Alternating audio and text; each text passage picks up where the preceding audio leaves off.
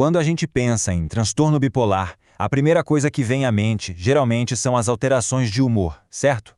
Mas e se a questão for bem mais profunda? E se ela afetar a própria sala de controle do cérebro? É exatamente isso que a gente vai investigar hoje. A neuropsicologia do transtorno bipolar que começa cedo, na infância ou adolescência. Vamos além das emoções para tentar entender o impacto na cognição. Bora começar.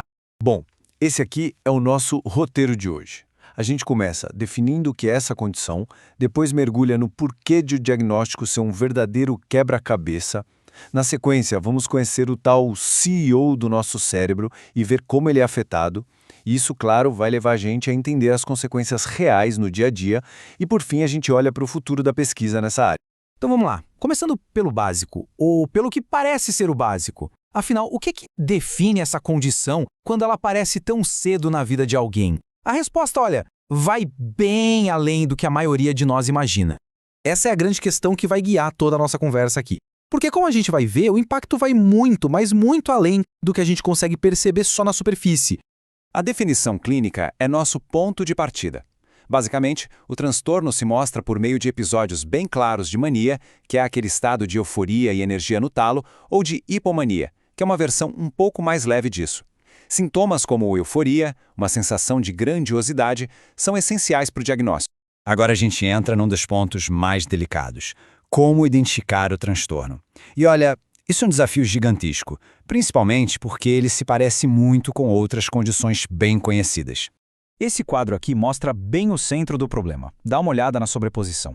Hiperatividade, impulsividade, dificuldade de concentração são sintomas que poderiam descrever tanto um jovem com transtorno bipolar quanto um com TDAH. E é justamente essa confusão que cria uma barreira enorme para chegar no diagnóstico e no tratamento certo.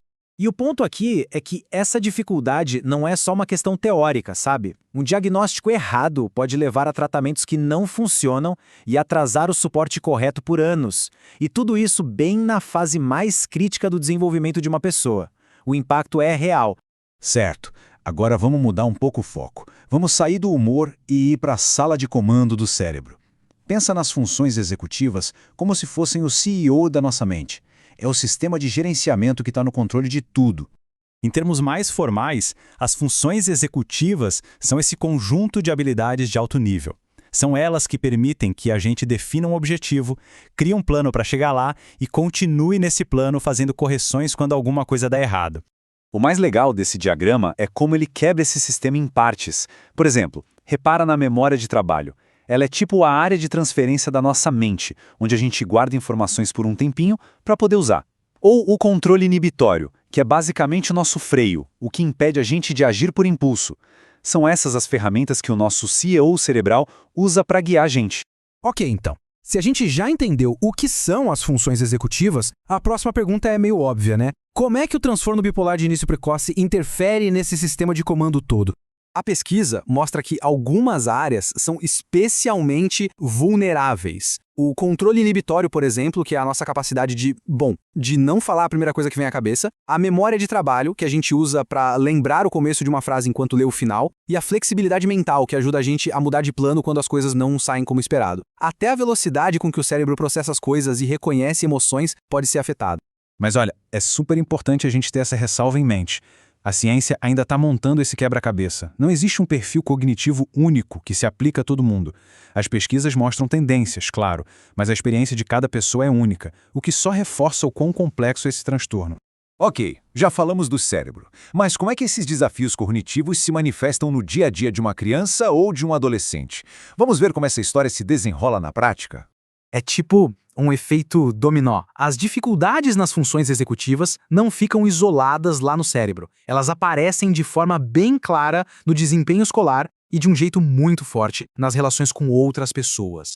Na prática, o que isso quer dizer? Quer dizer que uma dificuldade em segurar informações na mente, a tal da memória de trabalho, pode fazer com que entender um texto ou resolver um problema de matemática se torne uma tarefa muito mais difícil. Não tem a ver com inteligência, mas sim com o funcionamento dessas ferramentas cognitivas que são essenciais. E na vida social, o impacto é igualmente profundo. A dificuldade em interpretar uma expressão facial ou ter um pensamento mais inflexível pode gerar mal-entendidos e conflitos, o que acaba atrapalhando a capacidade de fazer e manter amizades. Bom, diante de tudo isso, para onde a ciência está olhando agora? O que o futuro promete em termos de entendimento e principalmente de intervenção? E aqui a gente chega no ponto talvez mais importante de toda essa análise. As dificuldades cognitivas não são só um efeito colateral dos episódios de humor. Elas parecem ser uma parte central e constante do transtorno. E essa mudança de perspectiva muda tudo. Muda o jeito que a gente precisa pensar o tratamento e o suporte. E aqui que está a fronteira da pesquisa. Em vez de esperar o transtorno se manifestar, os cientistas estão estudando filhos de pais que têm o transtorno bipolar. O objetivo é tentar identificar os primeiros sinais cognitivos, antes de tudo. E isso, no futuro, pode levar a intervenções muito mais cedo e, quem sabe, muito mais eficazes.